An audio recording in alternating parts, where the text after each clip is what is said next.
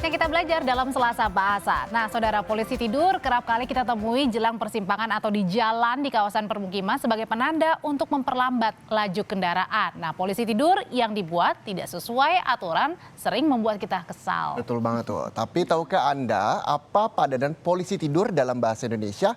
Berikut penjelasannya dalam Selasa Bahasa berikut ini.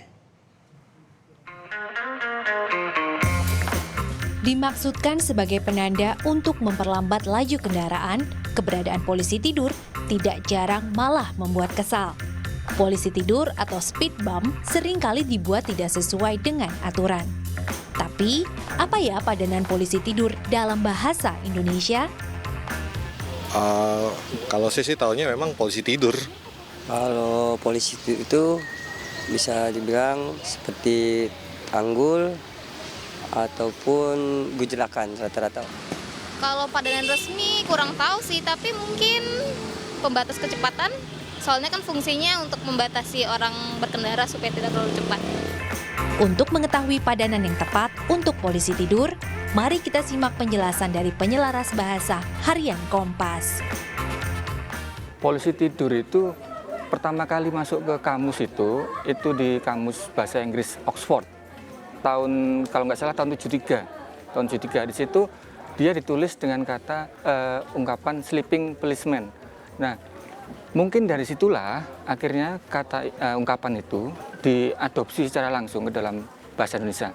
Proses seperti apa, yang memperkenalkan siapa, terus kapan mulai masuk, itu memang nggak jelas. Tapi setidaknya saya menjumpai kata ungkapan polisi tidur itu saat searching atau mencari di Harian Kompas. Itu ada berita tertanggal 22 September tahun 1976. Di situ disebutkan bahwa pemerintah Provinsi DKI Jakarta akan mengatur nih permasalahan cara pembuatan polisi tidur.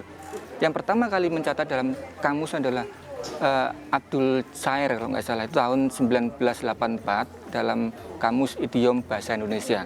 Di situ sudah tersua kata ungkapan polisi tidur itu yang artinya adalah rintangan. Jadi berupa permukaan jalan yang pembangunannya agak sedikit dinaikkan dengan tinggi tertentu yang tujuannya adalah untuk menghambat laju kendaraan.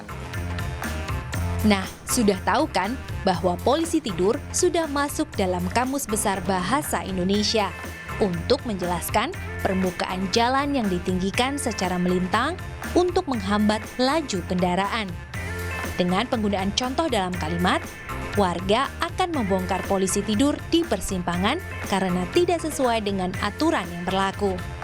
Sekarang kita sudah mengetahui bahwa polisi tidur sudah masuk dalam Kamus Besar Bahasa Indonesia. Agar lestari, mari menggunakan bahasa Indonesia secara baik dan benar.